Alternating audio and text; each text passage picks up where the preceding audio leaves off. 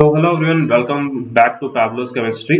और आज के वीडियो में हम लोग एक 2000 जीपैट 2023 में एक पीवाईक्यू पूछा गया था। सिंपल सा था, मतलब आपको लगेगा कि रिएक्शन दिया हुआ है बट कैसे सॉल्व करें क्या करें। बहुत सिंपल सा क्वेश्चन है, आप देखिए किस तरीके से इसको सॉल्व करते हैं।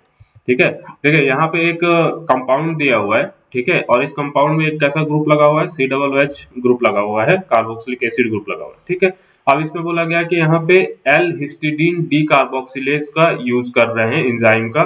ठीक है, और पैराडॉक्सल फॉस्फेट यूज कर रहे हैं। ठीक, तो इसमें क्या प्रोडक्ट बनेगा।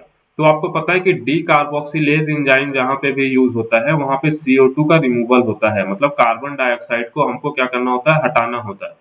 तो अब इस वाले स्ट्रक्चर से यदि आप कार्बन डाइऑक्साइड को रिमूव कर देंगे तो क्या बन जाएगा।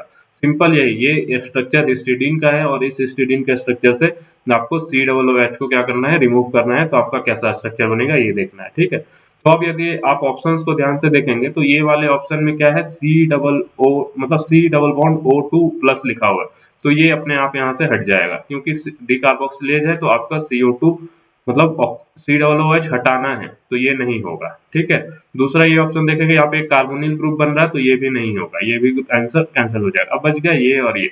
तो जब भी कोई रिएक्शन होता है तो आप जनरली ध्यान रखेंगे कि यदि फाइनल प्रोडक्ट बन रहा है, जैसे यहाँ पे फाइनल प्रोडक्ट पूछा गया है, तो वो जो फाइनल प्रोडक्ट बनता है वो क्या होता है, स्टेबल होता है। उस फाइनल प्रोडक्ट में कोई चार्जेस नहीं होते हैं। जैसे यदि इंटरमीडिएट बनता है तो बहुत बार वहां पे जैसे डाइक्लोरोकार्बिन पूछा गया है आपसे, रिमन रिएक्शन में डाइक्लोरोकार्बिन बनता है, तो वो सब एक इंटरमीडिएट है, या कहीं पे कार्बोकेटायन बनेगा या कहीं कार्बन आयन या कहीं रेडिकल बनेगा।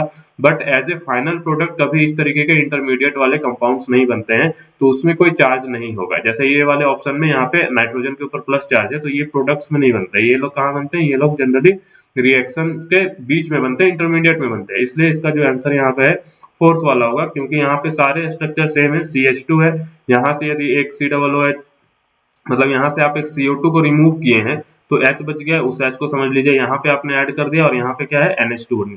तो इसका जो आंसर होगा, ये आंसर यहाँ पे बन जाएगा, आंसर डी। ठीक है, तो इस तरीके के एनालिटिकल और कॉमन सेंस वाले क्वेश्चंस देखने के लिए हमारे चैनल को सब्सक्राइब करें। मिलते हैं अगले वीडियोज में।